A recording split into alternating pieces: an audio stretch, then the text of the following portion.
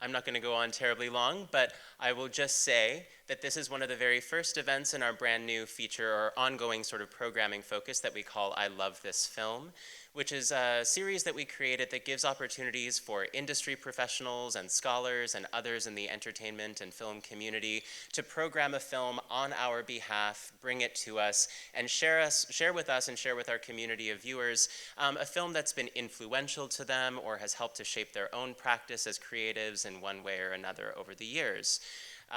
Today's guest is somebody that we've actually been trying to bring to the Carsey-Wolf Center for many years. Our first attempt to get him up here was back in the sort of dark early days of the pandemic when we were going to do a virtual event with him. That unfortunately did not pan out, but we're extremely lucky to have him with us this weekend. He's currently in the middle of, just finished day one of running a 2-day screenwriting workshop with about 20 of our undergraduate students called Comedy Writing as a Team Sport. And I know some of those workshop participants are here, so hello to everybody who's joining us from upstairs. And it's just a real treat to have him here. Gabe Liedman is an incredibly funny comic, an incredibly talented writer, director, and producer whose credits are many, but some of the work that you might know him best for includes Broad City, Brooklyn Nine-Nine, Big Mouth, Never Have I Ever, Hulu's Pen 15, which I know is much beloved by many folks here. And when we invited him to do the workshop and created the opportunity for him to also program in the theater here, we said, what would you choose if you could program a film that exemplified the kind of comedy writing and comedy practice that you want to work with the students on? He pretty much immediately wrote back and said, Barb and Star Go to Vista Del Mar, and I said, yes, we're doing that, because I love this film too. So if you can join me in welcoming our wonderful guest for the day, Gabe Liedman. Okay, so just a few questions to sort of frame the film for our audience here. So as I mentioned in my opening remarks, you decided to program this film for us to accompany this workshop that you're doing, Comedy Writing as a Team Sport, which focuses on the role of teamwork and collaboration in the development of comedic scripts. And the focus in particular is on world building and character development. So I wondered if you could explain for us, why did this film jump to mind when you were thinking about those themes and why you decided to program this for us? Well, it's just a great comedy. First of all, I just want to say that it makes me laugh really, really hard. But it was the first example I could think of a comedy that was very obviously written collaboratively. It has 2 credited writers. I felt like, given an opportunity to teach a little bit about comedy writing based on my experience of doing it professionally, I thought, like, immediately the big lesson I never learned in my screenwriting classes was how collaborative actual television comedy writing is. So that was like the lesson I wanted to hand over, that it is a team sport, like I said in the title of the workshop. But I think even when there's only one person credited, there's often a team of people behind them, making it better, bringing out new ideas that they couldn't come to on their own. And the other thing that I could sum up my experience so far in my profession is how much community building comes into play in terms of my getting of jobs, enjoying of jobs, putting jobs together, that the friends that you make along the way, the people from, my last boss is someone that I was in my college improv group with me. Oh. So it's like these connections really matter, and it's how you get to know each other, and it's how you choose who you surround yourself when you've got a project. Right, and this film is a great example of that, because the stars Kristen Wiig and Annie Mumolo are longtime comedic collaborators. Yep. Not just on this film, but on previous comedies, Bridesmaids and others. So yeah, and they're friends from an improv group, the Groundlings. Yeah. And so they, just imagine finding your kindred spirit and knowing that this is the person who makes me laugh and who brings out the best in me comedically. And I feel like that's what you see on screen. Wonderful. Yeah. Well, as I mentioned as well at the top, this is one of the first installments in our new series, I Love This Film. And the idea here is to showcase films that have had some kind of influence on our guests' practice, whether that's writing, directing, performing, scholarship, whatever.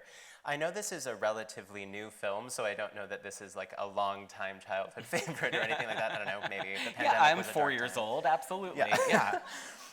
But I wonder if you could just tell us, like, are there elements of this film that you have taken away as a writer or as a stand-up or as a performer that has sort of stuck with you about how you now approach your work? Yeah, I think watching this movie reminded me that sometimes it's great to just be wild, and that, you know, you can do something professionally that you originally started as like a pretty wacko like art part of yourself. I don't know how else to say that, but so it was sort of like, wow, this is Kristen Wiig. This, you know, like she has ascended to the top of the comedy industry. She's important.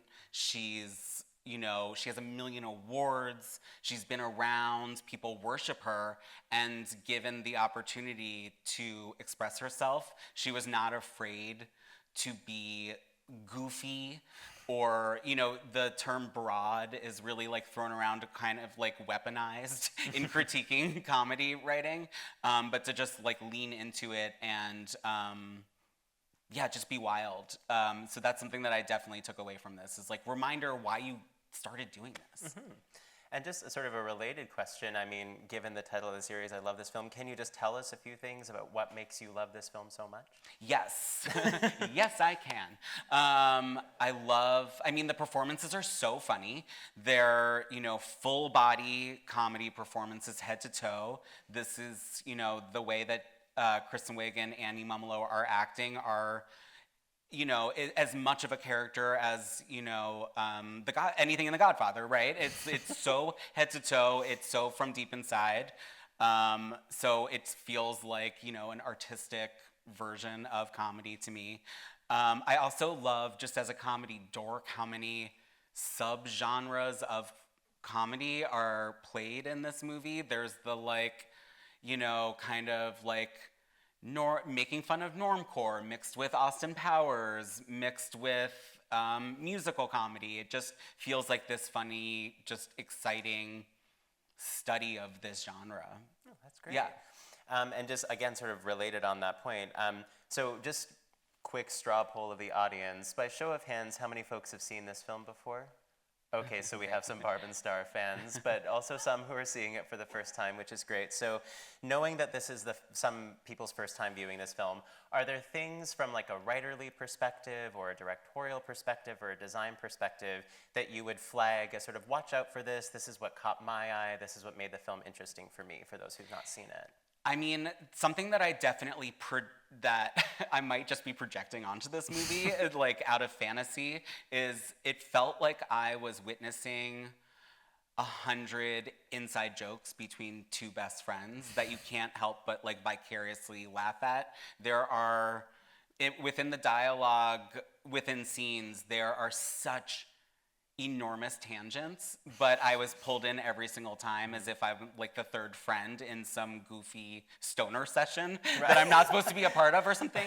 So that, yeah, exactly. Yeah, Trish. Watch out for Trish. The turtle, the disgusting woman. There's all of these returning jokes just woven throughout that made me feel like, oh my God, I get to see this. It was like so funny. And stylistically, it's, I mean, just imagine, you know, this came out during like the thick of COVID-19 lockdowns.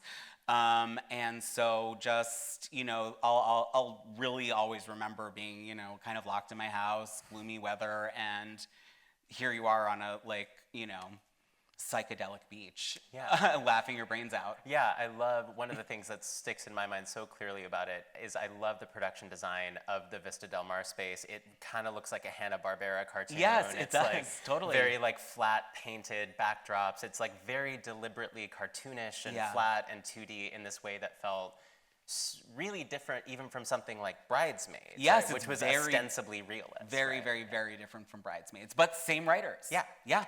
Cool. Well, really interesting thing to think about for our workshop students and when it comes to world building and all of those sorts of things, so stuff to chew on for tomorrow's session. But I think with that, maybe we'll just wrap up here and we'll watch this movie. And then once we're finished, Gabe and I will sneak back on stage. And if you have any questions for him about his work or his relationship to this film. I didn't work on this film, just a fan. Yeah, okay. Just a big fan. He'd be happy to answer and we can chat with you from stage as well. So thanks again for joining us and enjoy the film.